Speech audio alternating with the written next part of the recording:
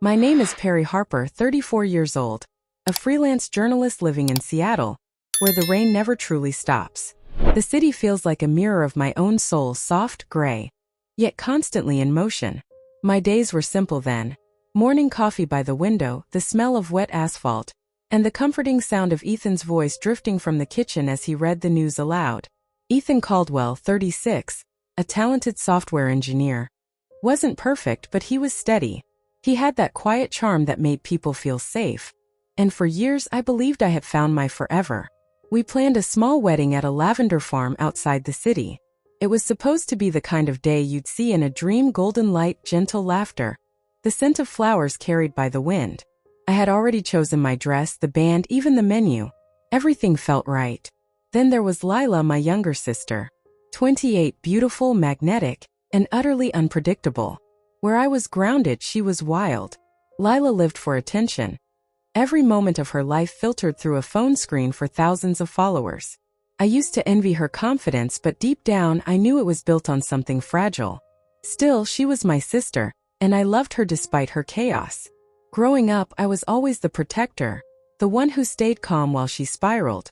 When she got into trouble, I covered for her. When she cried over men who didn't care, I stayed up all night comforting her. So when I told her about my engagement, she squealed with joy, insisting she help plan the wedding. I didn't know it then, but that was the beginning of my undoing. Looking back, I can see the signs, the lingering glances, the way Ethan's smile grew forced when Lila was around, the subtle tension I brushed off as imagination. But love makes you blind, and I was deeply in love. If I had known what was coming, I would have never set foot in that dinner 3 weeks before my wedding. But at the time, I believed my world was finally falling into place. I had no idea it was about to collapse. If you're still listening, we want to sincerely thank you for spending your time with us. Truly means a lot. We'd love to know, where in the world are you watching from? Drop your country in the comments and let's see how far this message has reached. If you haven't subscribed to the channel yet, I highly recommend doing it now so you won't miss any of our upcoming stories. These aren't just ordinary stories. They're filled with meaningful life lessons that can inspire, teach, and stay with you long after the video ends. Hit that subscribe button and join our growing community. It was supposed to be a quiet family dinner, the kind that reminded me of childhood Sundays. My parents' house in Tacoma had always been a place of warmth. The smell of Mom's roasted chicken, the soft hum of Dad's old radio in the background, and the sound of rain tapping against the kitchen window. I had brought a bottle of Chardonnay, my small way of saying, "Thank you for everything." When Ethan and I arrived, Lila was already there, sitting at the table with her phone in hand, taking selfies with a glass of wine. Her laugh filled the room, that same melodic but hollow laugh that always made me wonder if she was performing for an invisible audience. "Perry, Ethan, finally," she sang out, standing up in a tight red dress that clung to her body like it was made for sin. "You two are the couple of the year." Ethan smiled politely, but I noticed how his eyes flickered.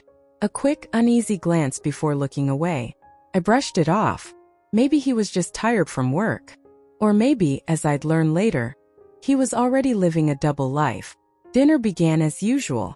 Mom Grace was cheerful, telling stories about her new garden project.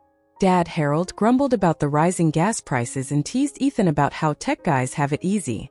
Lila, of course, dominated the conversation, talking about her latest brand deal and how followers are the new currency. I remember feeling a faint discomfort, something in her tone, in her confidence, like she was building toward a reveal. But I didn't imagine it would be that.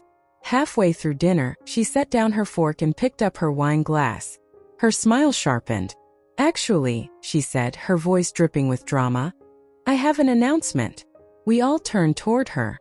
Ethan's hand, resting on the table, twitched. My mother looked delighted, expecting Lila to say she got engaged, or maybe landed another sponsorship. Lila stood up, raising her glass high. "I'm pregnant." A second of silence. Then Mom gasped. "Oh honey, that's..." "With Ethan's baby," Lila added, almost casually. The room went dead. I felt everything inside me stop, my breath, my heartbeat, even my thoughts. The sound of the rain outside grew louder, like the universe itself was holding its breath with me. Mom's spoon fell and clattered against her plate. Dad froze, staring down at the table as if the wood grain might somehow offer answers. Ethan sat motionless, pale, his eyes fixed on his glass. He didn't deny it. He didn't even look at me. "Lila," I whispered. "What are you talking about?" She smirked, tilting her head. "Oh, come on, Perry. You're smart. You must have noticed. We've been seeing each other for 8 months. 8 months. That meant since the very start of our engagement. Every moment that I thought Ethan was staying late at work, every time he said he was too tired, he was with her." My throat burned. I wanted to scream, but no sound came out. The only thing I managed to say was, "You're lying." Lila laughed, a short, cruel laugh. "You think I'd lie about this? Ethan, tell her." All eyes turned to him. His lips parted, but only silence came out. Then he finally muttered, "I'm sorry, Perry. I didn't mean for it to happen." The words hit me like glass shattering. I pushed back my chair, the legs screeching against the floor. "Didn't mean for it to happen?" I repeated, my voice trembling. "You slept with my sister for 8 months, Ethan. You planned a life with me while—" Lila interrupted, her tone icy. "You were never right for him, Perry. You're too serious. Too boring. He needed someone who understood him." My father slammed his hand on the table. "Lila, that's enough," he barked. But she didn't flinch. She just smiled. A cold, satisfied smile that told me this was the moment she'd been waiting for. I ran out of the room, tears blurring my vision. I could hear Mom crying, Dad yelling, and Lila's voice cutting through it all, sharp and mocking. Ethan called after me, but I didn't stop. I stumbled out into the rain, feeling it soak through my dress, my hair, my skin. I didn't know where to go. All I could think was my sister. My own sister. That night, I slept in my car in a parking lot overlooking the Puget Sound. The sky was black and endless. I stared at the engagement ring on my finger until the sunrise turned it cold and meaningless. In the days that followed, everything fell apart. Ethan tried to call. I ignored him. Lila posted a picture on Instagram, a mirror selfie with her hand on her stomach and the caption, "Love always finds its way #newbeginnings." I threw my phone across the room. 3 weeks later, what should have been my wedding day passed quietly. I didn't go anywhere. I sat by the window watching the rain fall on the empty streets. Somewhere, not far away, Ethan and Lila were probably celebrating their new life together, my sister wearing the smile she stole from me. But Lila wasn't finished. A few months later, she announced her own wedding, at the same lavender farm Ethan and I had booked. She even used the same band, the same photographer. I found out when my mother, torn between her daughters, begged me to come for the sake of peace. I didn't go. But I saw the photos online. Lila in a flowing white dress, belly round with pregnancy, laughing under the sunset with Ethan beside her. The comments poured in. "They're perfect together. True love always wins." Each word was another knife. But behind the filtered smiles, I saw something else in Ethan's eyes. Not joy, not pride. Guilt. Regret. Maybe even fear. And though it didn't heal me, that small flicker of unease gave me a strange kind of comfort. Because somewhere deep down I knew this story wasn't over. Lila might have taken everything from me, but the storm she'd created, it wasn't done tearing through her world yet. And when it came back around, I'd be ready to face it. For days I couldn't breathe properly. The silence in my apartment felt heavier than any words could. The memory of that dinner, the look on Ethan's face, the tremble in Lila's voice, the way the room tilted when the truth came out, played over and over like a loop I couldn't escape. I had always believed betrayal had a sound. Maybe a crash, a scream, a sob. But no, sometimes it's quiet. Sometimes it's the silence that follows when your world collapses, and nobody comes to catch the pieces. I didn't sleep much that week. Every time I closed my eyes, I saw them. My sister's wide, frightened eyes and Ethan's guilt-ridden face. I wanted to hate them, both of them. But hate is heavy, and when you're already drowning, it doesn't help to carry stones. So instead, I just sat in the dark, feeling everything and nothing at once. Mom called every day. First, she was angry at Lila, at Ethan, at the whole situation. But soon her voice softened. "Perry," she said, "your sister is not well. She's seeing a doctor. Maybe this pregnancy wasn't what it seemed."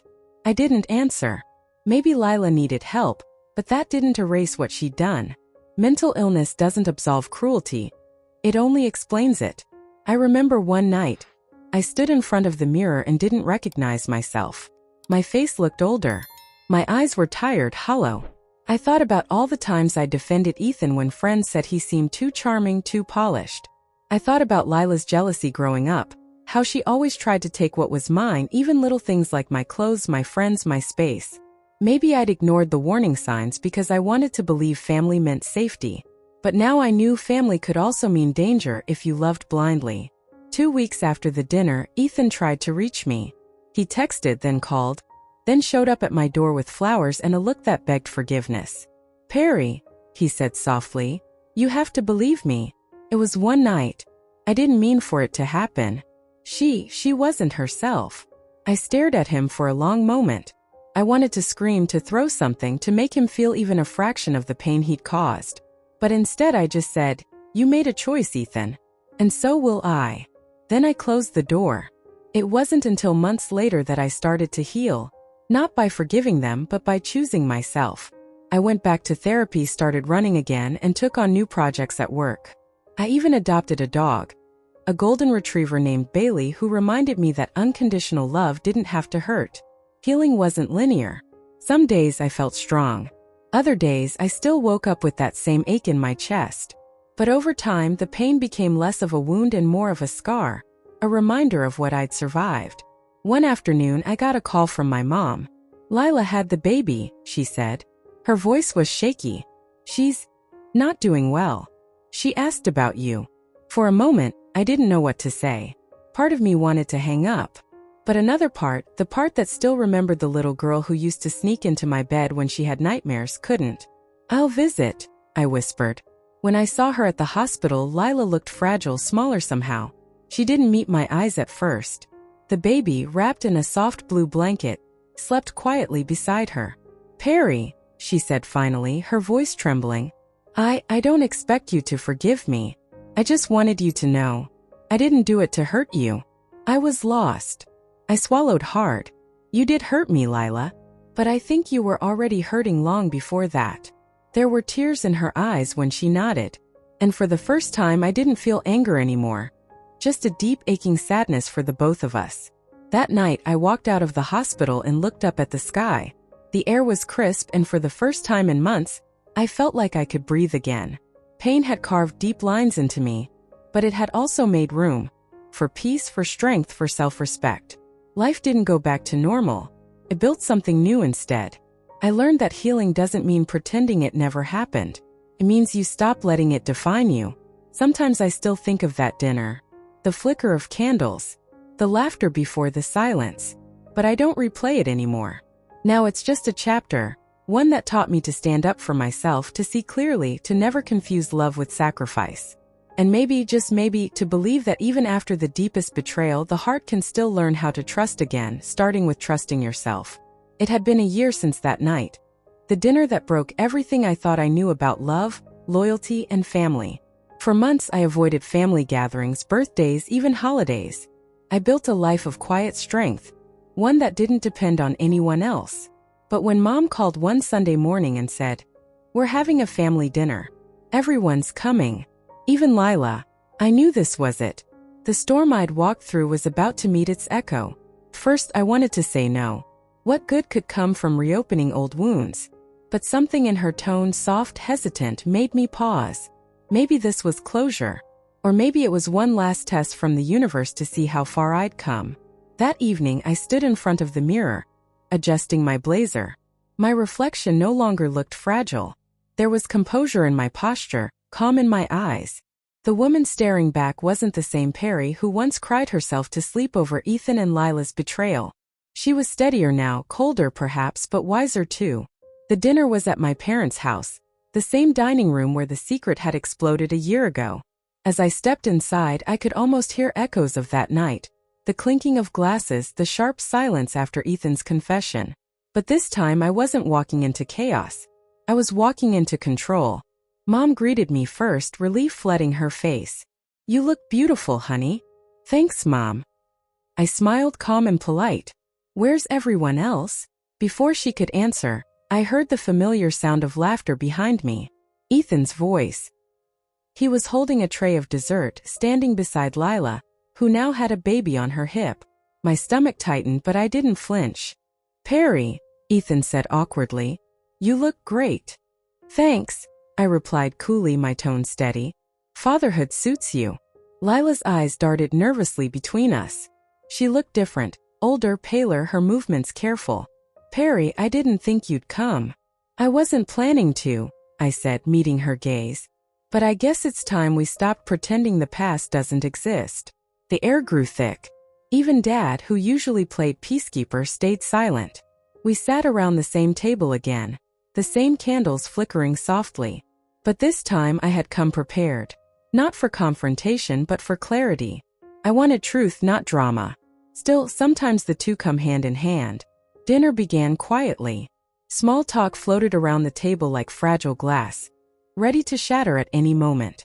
Ethan talked about his new job, Lila mentioned therapy, and Mom tried to keep everyone civil. But the tension was electric, and I could feel everyone waiting for someone to drop the match. Finally, it was Lila who spoke first. "Perry," she began, her voice unsteady, "I know an apology can't fix anything, but I need to say it again. I'm sorry. For everything. For hurting you, for betraying your trust." I looked at her for a long moment. The old me would have cried. The new me didn't. "You know what hurt the most, Lila? It wasn't losing Ethan. It was realizing that you'd rather destroy yourself and me than face your own pain." Her eyes filled with tears, but I didn't stop. "You spent your life trying to take what I had because you thought it would make you whole. But it never will. You can't heal by stealing someone else's light." Ethan shifted uncomfortably. "Perry, maybe this isn't." I cut him off. "Don't. You had your chance to speak a year ago, and you used it to justify what you did. I don't need another performance." The table went silent. Mom looked torn, Dad stared down at his plate. But I wasn't here for their approval. I was here to end this on my own terms. I reached into my bag and placed a small envelope on the table. "This," I said evenly, "is the contract I was supposed to sign for our joint business project, Ethan. Remember? Before everything fell apart. You cost me that deal. But I rebuilt it without you. And tonight, I'm announcing my new company. Lila, I'm offering you a position on one condition."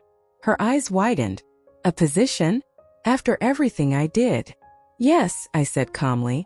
"Because helping you get back on your feet isn't about forgiveness. It's about boundaries. You'll work for me but not near me. Remote part-time until you're stable. You need structure. And I need peace." Ethan stared at me, speechless. "You're helping her?"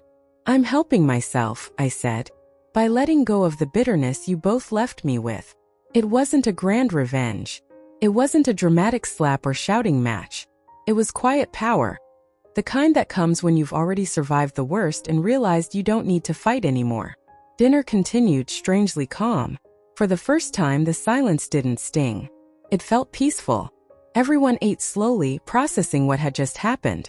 After dessert, I stood up, ready to leave. As I put on my coat, Lila approached me. "Perry," she whispered, "I don't deserve your kindness." "You don't," I said gently. "But I'm giving it anyway. Because I don't want to be defined by your mistakes."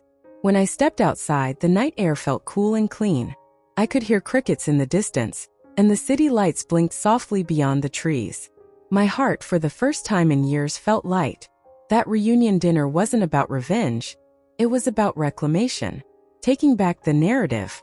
Showing them and myself that power doesn't come from control, it comes from peace. As I drove away, I glanced once more in the rearview mirror. The house behind me looked smaller than I remembered, almost fragile. Maybe because I had finally outgrown it. Sometimes the best revenge is not a grand spectacle or a cruel payback. It's showing up whole, unshaken, and unafraid. It's walking back into the place that broke you and realizing it no longer has that power. And that night, for the first time in a long time, I smiled. Not because I'd won, but because I'd healed. In the months after that reunion dinner, I thought things had finally settled. Lila seemed calmer, more focused. She took the part-time job I'd offered, sending polite but distant emails. For a while I believed maybe, just maybe, she was rebuilding her life. But the truth has a way of hiding behind quiet facades, waiting for the right moment to surface. It started with small rumors. A missed deadline here, a suspicious transaction there. My assistant came to me one morning with a pale face and said, "Perry, I think you need to see this." She handed me a file, screenshots of unauthorized transfers from one of our charity funds. The account name was unfamiliar, but the IP address wasn't. It traced back to Lila's home. For a few seconds I just stared at it, unable to process what I was seeing. It felt like déjà vu, betrayal coming back for a second act. I wanted to believe there was another explanation, that it was some kind of mistake. But deep down I already knew. Some people don't change because they can't face who they've become. I didn't call her immediately. I waited a week, gathering every piece of evidence. When I finally confronted her, I went to her apartment, small, messy, the kind of place that carried the scent of exhaustion and regret. She opened the door, surprised to see me. "Perry, what are you doing here?" I walked past her, my voice calm but cold. "You've been stealing from the company." Her face drained of color. "What? No, Don't lie to me," I said quietly, laying the documents on her table. "The transactions, the fake vendor accounts, the redirected donations, they all lead here. To you." She sank onto the couch, trembling. "I didn't mean to. Things got hard and I needed money. The baby, the bills, Ethan left, Perry. He's gone. He took everything." I felt a pang in my chest, but not sympathy. More like the echo of an old ache. "So you thought you'd take it from me again?" Tears spilled down her face. "I wasn't thinking. I just needed help." "You had help," I said sharply. "I gave you a chance. I gave you structure, income, stability. And you threw it away." Her sobs turned into frantic whispers. "Please don't report me. I'll fix it, I promise. I'll pay it back." I looked at her, seeing not the sister I used to love but a shadow of her. Someone hollowed out by guilt, addiction, and self-pity. "You've said those words before. And every time you meant them a little less." That night, I left her apartment without another word. I didn't yell. I didn't threaten. I just walked away, letting silence do what anger never could. End it for good. The next few weeks were chaos. The audit confirmed everything. I had to report it legally. My board insisted. When the police came for her, I wasn't there to see it, but Mom called me, crying so hard she could barely speak. "They took her, Perry." She looked so lost. Ethan, predictably, was nowhere to be found. He had vanished months ago after draining his savings and leaving Lila with debts. I heard he'd moved states, chasing some new startup dream. It didn't matter anymore. I was done chasing ghosts. Lila's arrest made local news. The headline was brutal. "Woman accused of embezzlement from charity founded by her sister." It didn't mention my name, but everyone knew. Clients whispered. Old friends texted to check in. Even though I wasn't the one who'd done wrong, shame still found its way to my doorstep. For a while I resented her for that too. Not just for the theft, but for dragging my name back into the dirt I'd worked so hard to climb out of. But then I remembered resentment is just another form of bondage. And I had already freed myself once before. I visited her only once in jail. She was thinner, paler, her hands trembling as she held the phone on the other side of the glass. "Perry," she whispered, "I don't expect you to forgive me this time." I looked at her, my expression unreadable. "I forgave you already. That's why this hurts less now." She pressed her lips together, tears brimming. "I ruined everything. I didn't know how to stop being the problem." "Then learn," I said softly. "You have time now. Use it." As I walked out of that sterile building, the air outside felt heavy but strangely cleansing. I realized something in that moment. Some people's downfall isn't punishment. It's the only path they have left to see the truth. And maybe, just maybe, this was the rock bottom Lila needed. Months passed. The court sentenced her to a reduced term thanks to my testimony that she was mentally unstable and in treatment. I didn't do it for her. I did it for the memory of who she used to be. The little girl who once clung to my hand at school, terrified of being alone. Mom struggled with the shame. Dad retreated into silence. Family dinners stopped entirely. But for me, life moved forward. I expanded my company, launched a second branch, and poured everything I had into rebuilding the charity she had almost destroyed. This time, I named it the Second Light Foundation, for those who had lost their way but still wanted a chance to start again. And in a strange way, it felt right. Because that's what we both were. Two broken sisters trying to find our way out of the dark. The difference was I'd found my light. She still had to earn hers. The last letter I got from Lila came 6 months into her sentence. Her handwriting was shaky but familiar. Dear Perry, I think about you every day. Not because I miss what we had, but because I finally understand it. You weren't trying to control me, you were trying to save me from myself. I just wasn't ready to be saved. The baby is staying with Mom for now. He's growing fast.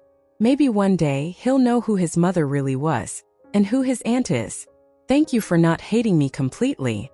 Maybe that's what redemption really is. Someone seeing a fragment of good in you even when you can't. Love, Lila. I read that letter once, folded it carefully, and placed it in a box with old photographs and memories of the sisters we used to be. Lila's fall was devastating, but it wasn't senseless.